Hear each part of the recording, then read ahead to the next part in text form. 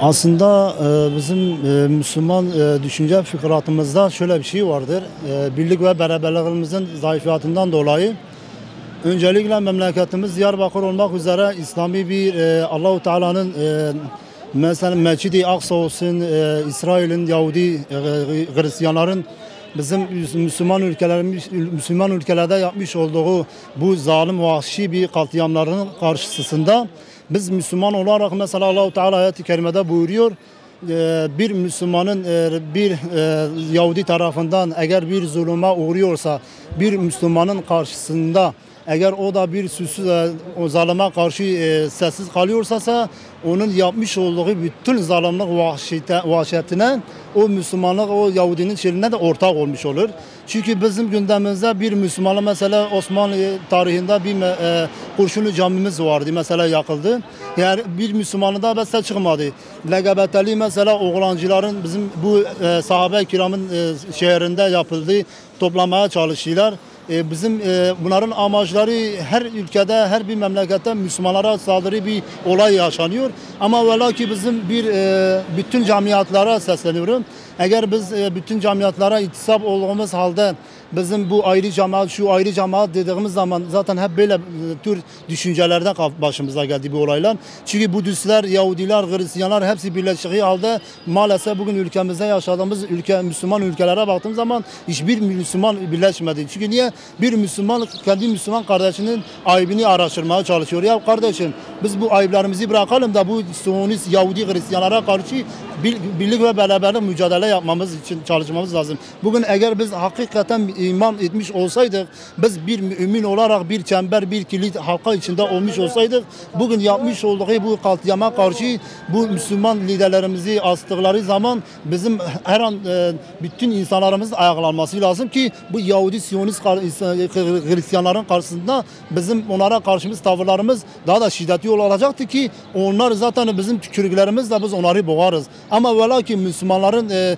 şu tavırları gerçekten ben bir Müslüman olarak ben bir televizyonda örneğin bir Halep'te bir olaya şahit oldum. Yani izledim internete. İnanın ben evde bile ağladım. Çünkü niye?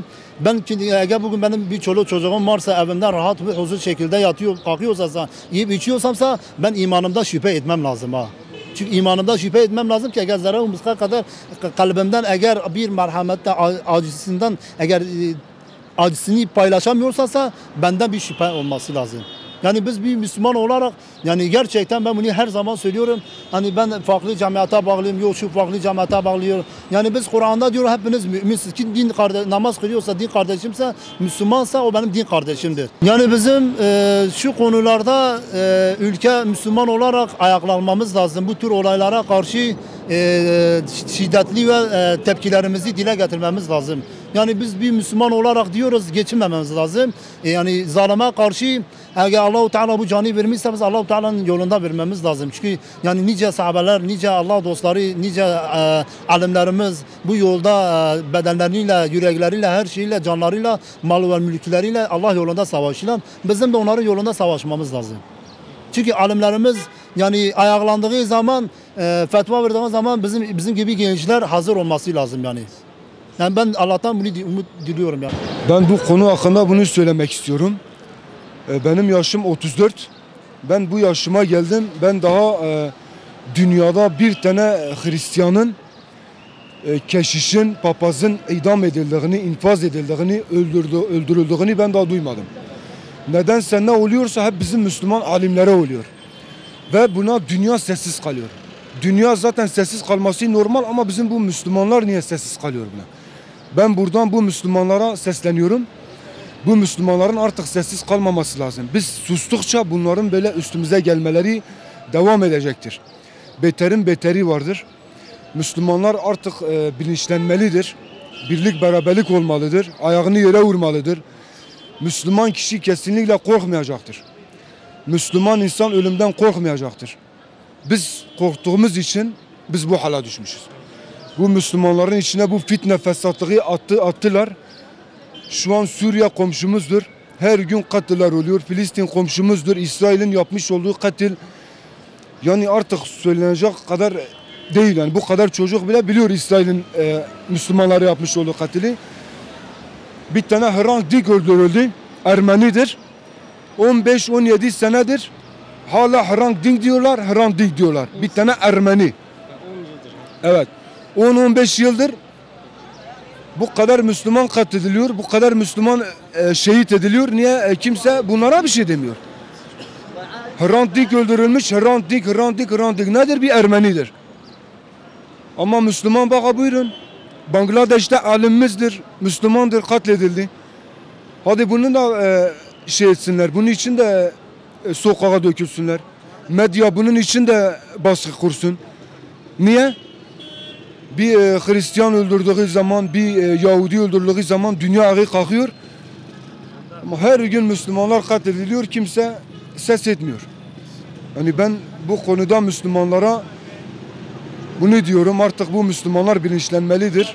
Ayağını yere vurmalıdır. Müslüman korkmamalıdır. Müslüman ölümden korkmamalıdır. Her şey yalan, ölüm gerçektir. Biz bir gün gerçekten yani herkes ölecektir yani. El hakkun meytun. Ölüm haktır. Ha şöyle ha böyle öleceğiz yani. Vallahi abi bu konu hakkında İslam ümmeti kendine gelse, silkelense zaten kafirler Müslümanları böyle katledemez. Bu ümmetin bir acizliğidir. Başka bir şey demek istemiyorum.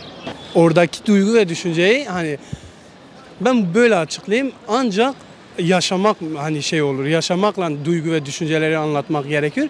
Çünkü böyle bir şey var. Şimdi karşımızdakinin parmağı kesiliyor. Biz ona acıyoruz ama karşımızdakinin parmağı kesiliyor. Ve zaten ondan ziyade bugün gördüğümüz, ülkemizde de bugün gördüğümüz bu olaylar hani artık bizi şey yaptığı kanıksamaya götürüyor. Yani alışıyoruz artık böyle şeylere. Bunun sebebi de günümüzdeki politikalcılar mı diyeyim, öyle bir şey. Oradakinin asılması da tepki, hani İslam olarak ben bunun hani İslam yolunda değil de aksine İslam yolundan saptığını düşünüyorum. Çünkü böyle bir şey söyleyeyim size. Peygamber Efendimiz sallallahu aleyhi ve sellemin bir sözü vardı. Hani günümüz İslam az, İslam insanları az. Diğer toplumlar fazla olmasına rağmen İslam ordusu güçlüydü. Her şekilde İslam dini güçlüydü. Şu anda İslam toplumumuz çok olmasına rağmen en çok yenilen, hani en çok iç karışıklık yaşayan toplum biziz. Bunun sebebi de dış etkilere hemen böyle şey oluyoruz. Nasıl söyleyeyim? Dış etkilere açığız. Hani kendimizi aynen hemen etkileniyoruz. Kendimizi bu durumdan koruyamıyoruz.